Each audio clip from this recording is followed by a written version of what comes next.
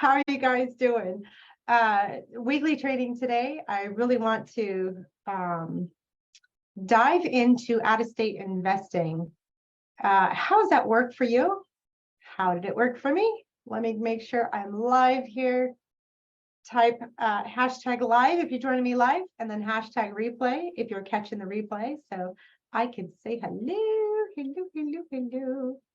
Oh my goodness. So I just got off a great call with a participant of the 5-day challenge that I had. And I'm so excited that 2 people actually got into contract. 12 people were really trying, going through the 5 days.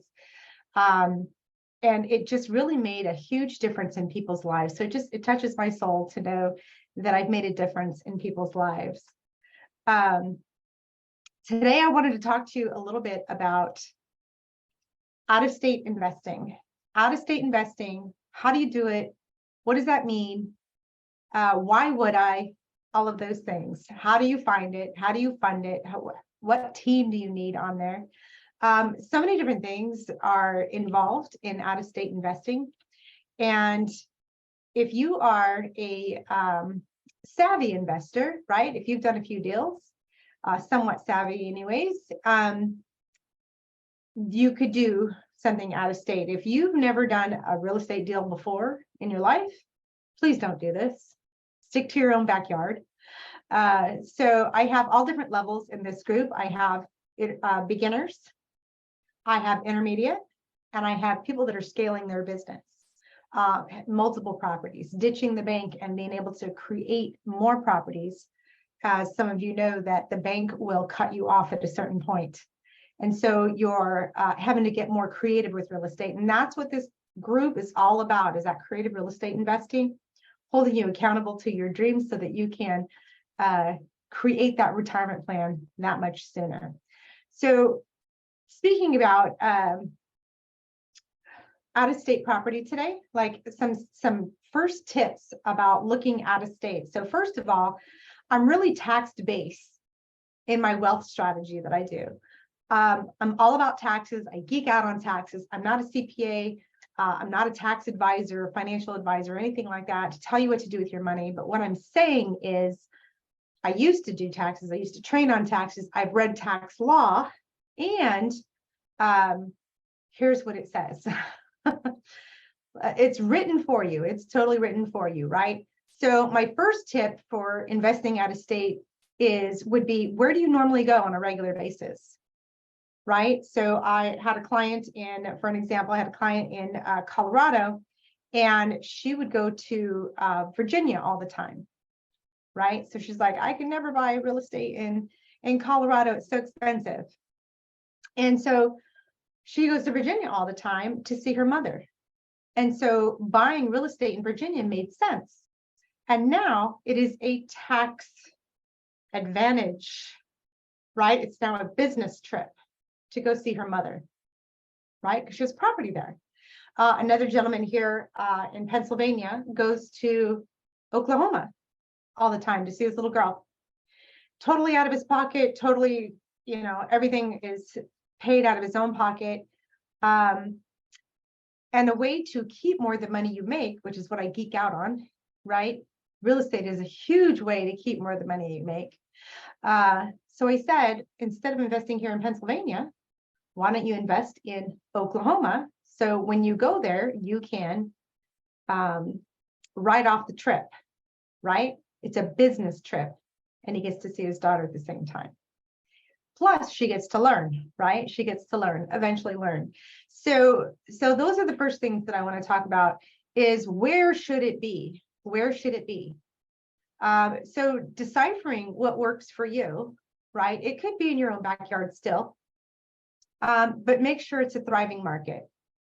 Make sure it's a market that, so when my client in Colorado referred me to a property in Atlanta, I made sure it was a thriving market, right? I had no intentions of investing in Atlanta. I had not been studying the market. So I needed to learn that first, right? And understand what's going on there, and do I want this property? Okay. And then who's my team going to be? What sort of team do I need to do this? Because I'm in Pennsylvania and the property is in Atlanta, Georgia. So how am I going to do this? This is not my first out-of-state property. However, here's the plan, the example of how it works. My more recent example anyways. So who is your team? You know, they're at the location of the property. And then how to find them. How do you find them if you don't know any? I didn't know anybody. I didn't think I knew anybody. So I did some research and I did have some investor friends that are in that area and were able to help me out, right? So, and that was just looking at the property. Everyone else I found through resource after resource after resource, right? Googling realtors in the area, property managers in the area, contractors in the area, right? And then asking for referrals. So that was a big deal in doing doing that particular property, was building up my team, right? And then how did I leverage it from here to there? So it's kind of crazy, but it could work for anyone who's ready to do something out of state. So a lot of people are like, okay, well, I live in California. I want to buy in Midwest somewhere, right? How does that work? And so some simple tips in that is really vetting out your team, right? You can just Google a local realtor, whomever in that area, property manager. First of all, how did you find the property, right? So you can ask for referrals from that person that referred you. So all different types, all different ways. And then what's important is vetting them out. How do you lead them into doing a good job? How do you lead them to doing a good job? So I was just on the line with a gal, and it's all about giving them the carrot that they need, right? So I got a hold of a contractor and was able to get an estimate and get the scope of work done and the time frame. So if a property manager doesn't get paid until there's a tenant moving into the property, then that property manager is going to closely watch that contractor so that the job gets done, so that she can put a tenant in there and she can get paid. So she became my eyes, my boots on the ground. And I found her through Google. I just Googled multiple different property management companies, interviewed like 6 or something. I forget how many, but it was several. And she's the one that stuck, right? So you got to kind of mesh with the people and understand what's going on. And then she was willing to work with me. So making sure the project got done and so that she could move the tenant in. So she ended up being my property management there. And then how did I fund it? I funded it through hard money lender and through private money lending. So there was no money out of my pocket and my credit was not pulled. It was looked at, but it was not pulled. Okay, big difference. So there's all kinds of different ways of doing real estate investing. And some people, like, they don't want anything to do with their tenants. Like, put them in a whole nother state, right? I don't want to go to the grocery store and have my tenant standing right behind me, is how some people feel, right? And then some people are like, oh, I need to see, feel it, and touch it. I want it in my own backyard, right? So just identify who you are in that particular environment, right? But investing out of state, so it's the same as investing in your own backyard. It's just you're not there physically, right? 90% of what you do with real estate investing is over the phone and through the computer. So a lot could be done that way. And most was done that way. So there was a few times the property management drove by, right? Or stopped and chatted with him. But it wasn't every day or standing there all day or something ridiculous, right? Most of it was done through me and through the telephone and the computer. So just to kind of recap a little bit, it's taking leadership of everything that you do is the bottom line, right? Having boots on the ground, taking leadership of the boots on the ground, taking leadership of the project itself, right? Nobody has to know how to swing a hammer, but you have to lead that hammer gets swung by the right person. I hope that makes sense for you. We can go a little deeper diver into that if you want a deeper diver. Who had that language? We could deep dive into that a little bit more for you if you like. But basically, for tax purposes, it was strategic for me, right? So know what your tax strategy could be, right? So you can keep more of the money that you make.